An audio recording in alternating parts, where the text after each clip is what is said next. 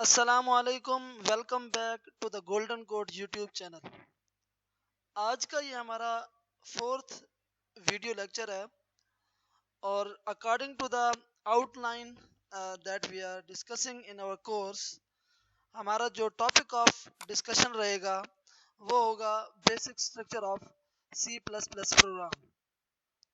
तो इस video tutorial में हम देखेंगे कि सी प्लस प्लस प्रोग्राम का बेसिक स्ट्रक्चर क्या है। क्योंकि हम इस वीडियो ट्यूटोरियल के जो हम सीरीज लेके जा रहे हैं, हम स्टेप बाय स्टेप लेके जा रहे हैं, तो हम डायरेक्ट प्रोग्रामिंग के अंदर घुसना नहीं चाहते। हम सबसे पहले हम स्टेप बाय स्टेप हम अप्रोच कर रहे हैं कि हम प्रोग्रामिंग को किस तरह करें। तो हमें सी प्लस प्लस प्रोग्राम का बेसिक स्ट्रक्चर पता होना चाहिए, जो हमेशा हर प्रोग्राम के अंदर सेम रहेगा, जो तब्दील नहीं होगा।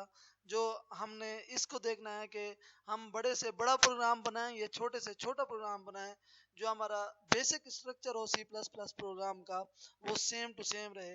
तो सबसे पहले हम अपने सी प्लस प्लस प्रोग्राम के स्ट्रक्चर को क्लियर करते हैं, उसके बाद फिर हम नेक्स्ट मूव होंगे। तो बेसिक स्ट्रक्चर को समझने के लिए एक हमारे पास मैक्सिमम हमारे पास 3 पॉइंट्स हैं जिसको हम क्लियर करेंगे। उसके बाद फिर हम आपको थ्रू द प्रोग्रामिंग एग्जांपल देंगे। उसके बाद फिर हम आपको मुकम्मल तौर पे इसको क्लियर करेंगे कि जो हमारा बेसिक स्ट्रक्चर है ये हमारा इसी तरह ही रहेगा। तो बेसिक स्ट्रक्चर के लिए हम सबसे पहले जो हमारा पॉइंट होगा वो होगा इंक्लूड नीडेड लाइब्रेरीज। इसके अंदर हम हमारे पास जितने भी लाइब्रेरीज होंगे जो हमें ज़रूरत होगी, जो हम देखेंगे कि हमें इस टाइम पे ये लाइब्रेरी ज़रूरत है, हम उसको इंक्लूड करेंगे। अब हम नहीं जानते कि लाइब्रेरीज क्या हैं, इसको किस तरह इंक्लूड करना है, क्या सारा तरीकाकार है, ये मैं आपको एग्जाम्पल में क्लियर कर देता हूँ। आप सिर्फ ये समझें कि सबसे पहले हमें एक लाइब्रेरी इंक्लूड करनी पड़ेगी। उसके बाद फिर हमें एक मेन फंक्शन होगा जो कि इनिशिएट करना पड़ेगा।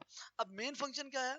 मेन फंक्शन एक ऐसी चीज है, जब हमारा ऑपरेटिंग सिस्टम हमारा प्रोग्राम को कंपाइल करता है या रन करता है, तो जो जब वो हमारे प्रोग्राम को कंट्रोल डिलीवर करता है, हमारा प्रोग्राम एग्जीक्यूशन स्टेट में आता है, तो हम सबसे पहले जो कंट्रोल डिलीवर होता है वो हमारे मेन फंक्शन को डिलीवर होता है।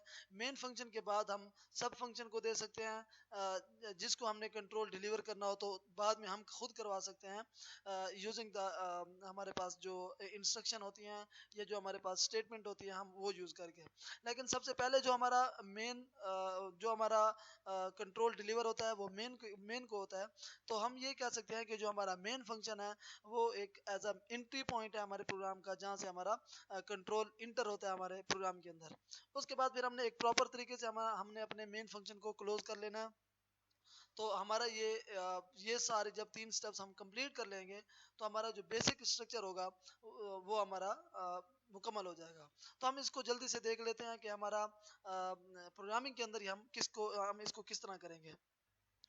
तो प्रोग्रामिंग के अंदर हम इसको करने के लिए हमने Dev C plus plus open कर लेना है और एक हमने फाइल बना लेनी है।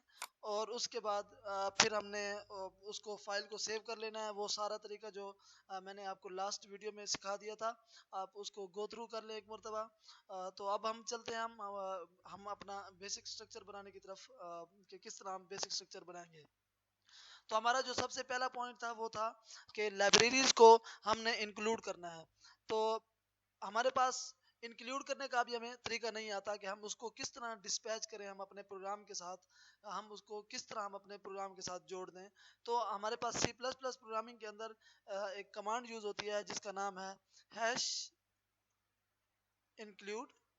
और उसका सिंटैक्स कुछ इस तरह है कि ये हमें लिखना पड़ेगा जब भी हम कोई भी लाइब्रेरी को इंक्लूड करेंगे। अब हमें नहीं पता कि लाइब्रेरी क्या चीज़ है, लाइब्रेरी का नाम क्या होगा। तो मैं अब आपको एक बिल्कुल बेसिक लाइब्रेरी इंट्रोड्यूस करने जा रहा हूँ, जो आपके बड़े से बड़े और छोटे से छोटे प्रोग्राम में हमेशा आपके साथ रहेगी। वो जो लाइब्रेरी है उसका नाम है आयो स्ट्रीम। आयो स्ट्रीम लाइब्रेरी है जिसका नाम है इनपुट आउटपुट स्ट्रीम।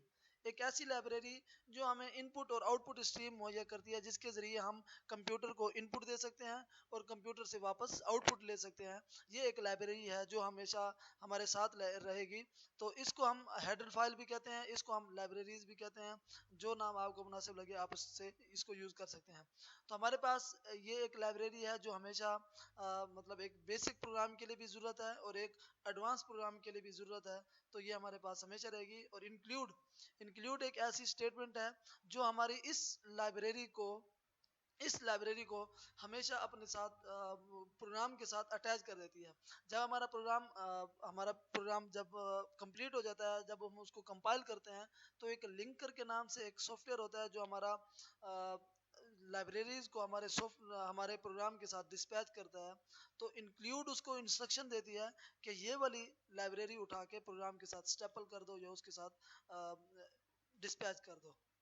तो सबसे पहला हमारा पॉइंट लाइब्रेरी को इंक्लूड करना है। और लाइब्रेरी के बारे में मैंने बता दिया कि आईओ स्ट्रीम क्या चीज़ है। और उसके बाद फिर हमारे पास है मेन फंक्शन को इनिशिएट करना है। मेन फंक्शन को इनिशिएट करने का जो सिंटैक्स है वो ये है कि इंट मेन। अब ये हमारा जो सिंटैक्स है मुकम्मल, ये हमारा मेन को इनिशिएट करने का और क्लोज करने का सिंटैक्स है। यहाँ से हमारा मेन फंक्शन स्टार्ट हो गया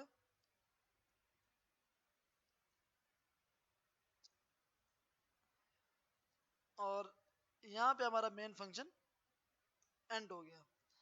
तो ये जो मैंने लिखा है डबल फॉरवर्ड स्लैश के साथ, ये इसको हम कहते हैं कमेंट। कमेंट का मतलब होता है कि हम किसी भी प्रोग्राम के हिस्से को या किसी भी चीज़ को हम एलिबरेट करना चाहें या उसकी इसको हम डिफाइन करना चाहें कि ये क्या चीज़ हुआ पड़ा है, ये किस वजह से हमने यूज़ किया है, तो हम यूजिंग द कमेंट हम उसको कह सकते हैं। कमेंट करने के लिए हमें सिर्फ 2 फॉरवर्ड स्लैश लगानी है और उसके आगे जो भी लिखेंगे हम लिख सकते हैं। इसके अंदर हमें सिंटैक्स का ख्याल रखने की ज़रूरत नहीं है, क्योंकि कंपाइल के दौरान कमेंट कभी भी कंपाइल नहीं होता और कभी भी एग्जीक्यूट नहीं होता। तो इस जो हमारी स्मॉल ब्रैकेट है, इस इधर से हमारा मेन स्टार्ट हो गया है और इस ब्रैकेट पे हमारा मेन एंड हो गया है। तो ये हमारा सारा स्ट्रक्चर है, जो बेसिक स्ट्रक्चर है हमारे सी प्लस प्लस प्रोग्राम का। इसके अंदर हमने बस ये समझाने की कोशिश की है कि सबसे पहले हमारे पास लाइब्रेरीज आएंगी, उसके बाद फिर हमारे पास मेन फंक्शन होगा। मेन फंक्शन के अंदर हम जो भी कोड करेंगे वो एग्जीक्यूट होता रहेगा। ठीक है। अब हम इसको कंपाइल करके देख लेते हैं कि क्या वाकई ये हमारा जो प्रोग्राम है वो सिंटैक्स उसका बिल्कुल ठीक है, कि क्या वो एग्जीक्यूट होगा या नहीं होगा। तो हम इसको कंपाइल कर लेते हैं। जी, कंपाइल करने के बाद हमने इसको देखा कि हमारे पास एरर जीरो, वार्निंग भी जीरो। तो मतलब ये सिंटैक्स इसका बिल्कुल करेक्ट है और ये बिल्कुल मतलब अभी ये रनिंग स्टेट में अगर इसको हम रन करें तो ये रन हो सकता है। लेकिन अब इसके अंदर कोई भी स्टेटमेंट नहीं है मेन के अंदर, तो रन करने का कोई फायदा नहीं है, क्योंकि आउटपुट हमें कुछ भी नजर नहीं आएगा।